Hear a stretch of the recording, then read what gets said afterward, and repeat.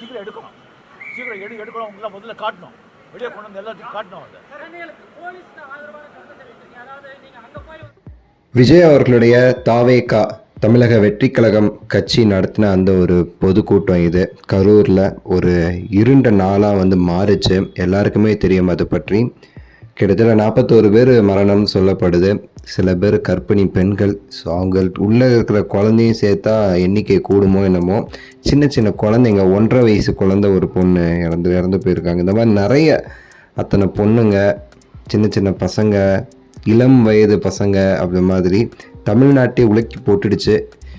எல்லாருமே அன்றைக்கி நைட்டு நடந்த அந்த சம்பவம் நடந்து 1 hour 2 hourல மோடியிலிருந்து அமித்ஷா அவர்களிலிருந்து எல்லாரும் வந்து அதை பற்றி வந்து பேசினாங்க. ஆனால் நம்ம விஜய் அவர்கள் அந்த இடத்த விட்டு ஓடுனாப்புல. ஸோ இப்போ வரைக்கும் பார்த்தீங்கன்னா இது சம்மந்தமான வழக்கு எல்லாமே வந்து நடைபெற்று கொண்டு இருக்கிறது.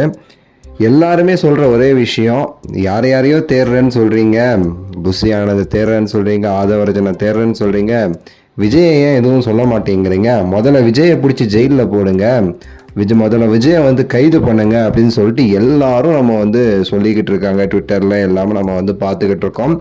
இருந்தாலும் வந்து விஜய் அவர்கள்கிட்ட இப்போ வரைக்கும் எதுவும் வந்து அவங்க விசாரணை ஸ்டார்ட் பண்ணாங்களா எதுவுமே தெரில.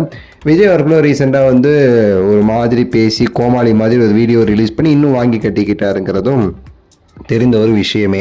சூப்பர் ஸ்டார் ரஜினிகாந்த் அவர்கள் பார்த்தீங்கன்னா அன்று இரவே அந்த சம்பவம் நைட்டே வந்து இதை பற்றி வந்து ஒரு ட்வீட் ஒன்று போட்டு அப்பாவி மக்கள் இறந்துட்டாங்கன்னு சொல்லிட்டு அவருடைய வருத்தத்தை வந்து அந்த சமயத்தில் வந்து தெரிவிச்சிருந்தார்.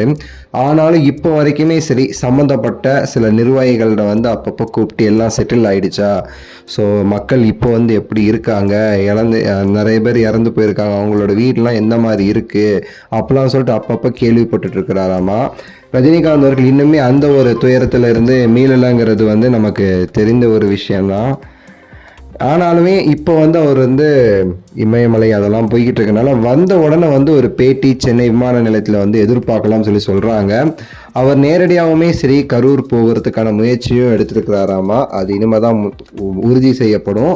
ஆனால் விமான நிலையம் வந்த பிறகோ இல்லை இந்த வீடியோ பார்க்குற அந்த டைமில் வந்திருந்தாருன்னா இன்னும் சில நாட்கள்லேயே வந்து ஒரு பேட்டி ரஜினிகாந்த் அவர்கள் இது பற்றி வந்து கொடுப்பார் அப்படின்னு சொல்லப்படுது.